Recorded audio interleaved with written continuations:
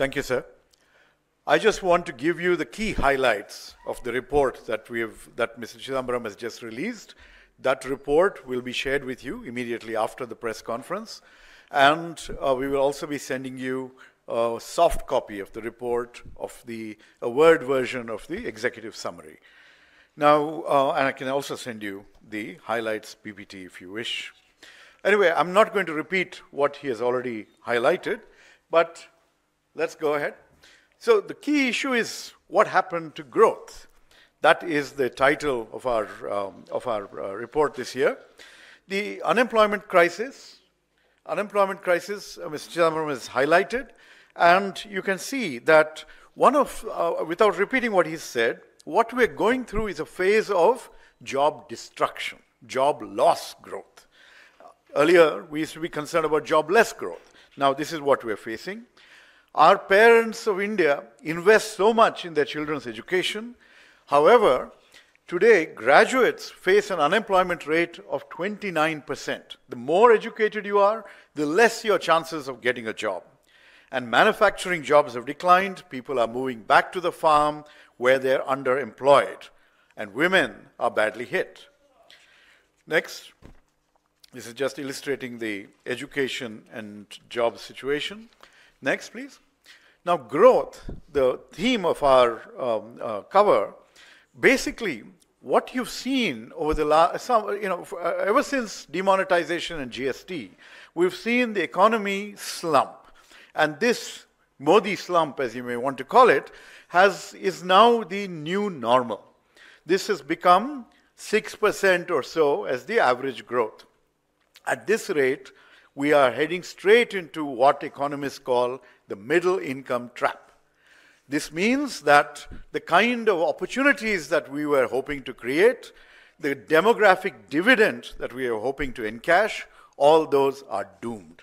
Essentially, we will be a stagnating middle income country, underproductive and uncompetitive globally.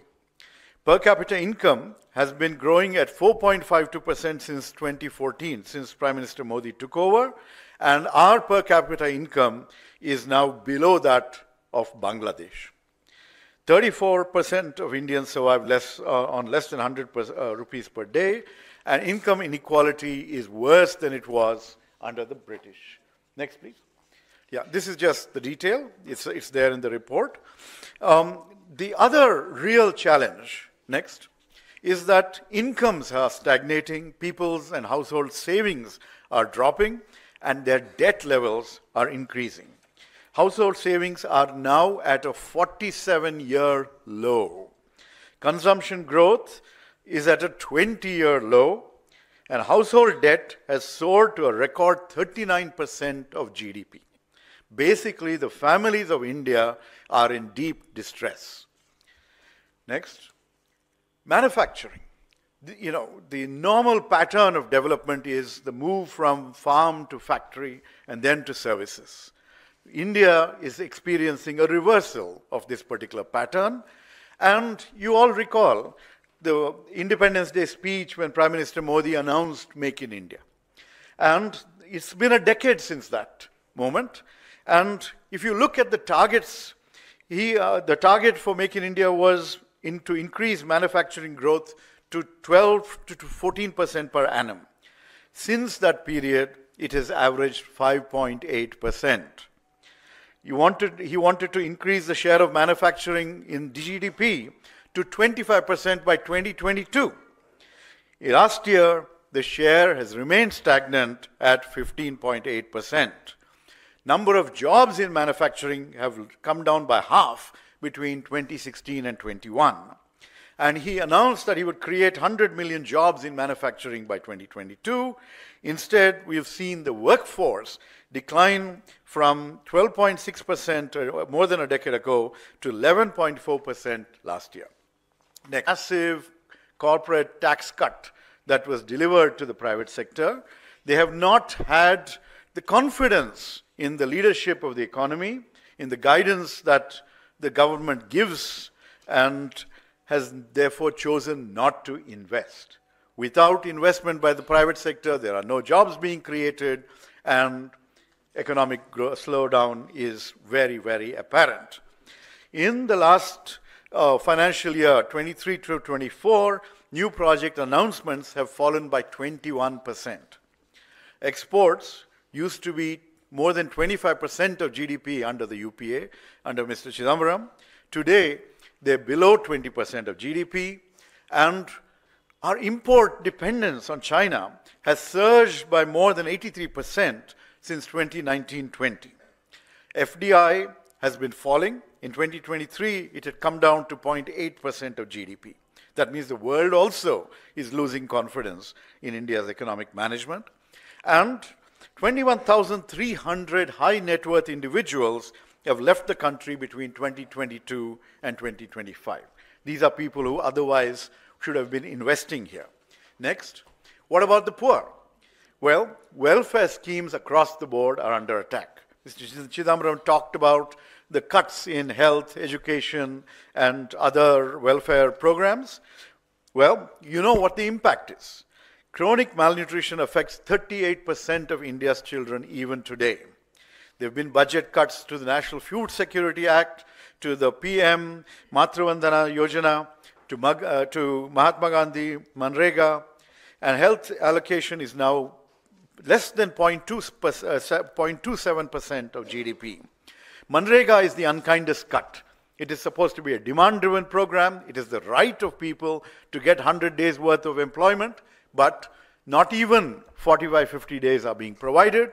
A lot of people are being axed from the payrolls, and again, a large number of people are being kept out because of the glitches in the Aadhaar-based payment system. If a lot of the budget allocation that you see for Manrega is being used for previous year payments and is not actually the amount that is going to those who are in distress. Next, farmers are hurting. You see this in the borders of Delhi. Agricultural growth, after a blip, has fallen to 1.4% in 23-24. The old story, MSP according to Swaminathan formula, which was promised, has never been delivered. The Pradhan Mantri Fasal Bima Yojana is benefiting the insurance industry and not our annadatas. And over 55% of farm families are in debt to the tune of nearly 1 lakh each. And more than 1 lakh farmers have committed suicide between 2014 and 23. Inflation is worsening.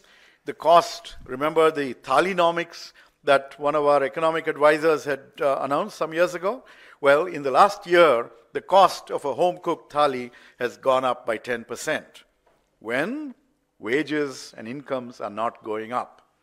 Excise duties on petrol and diesel.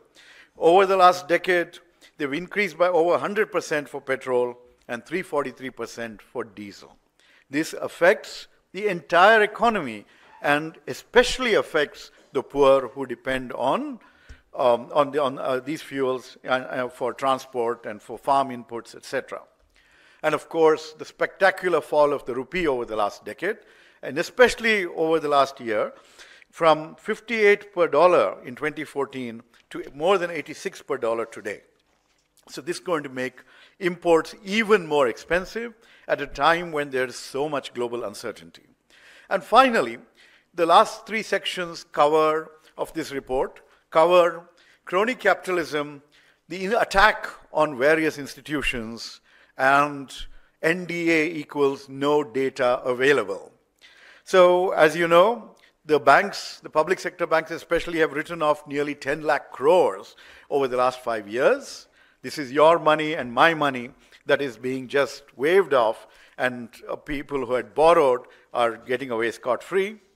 The Adani Group, the government's favorite group, their debt has gone up by more than 1.1 lakh crore, and the substantial investments in these companies is from our own Life Insurance Corporation of India and the State Bank of India.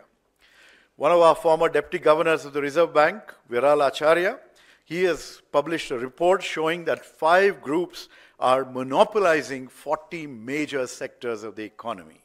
So what you're seeing is concentration rather than dispersion and competition within the economy.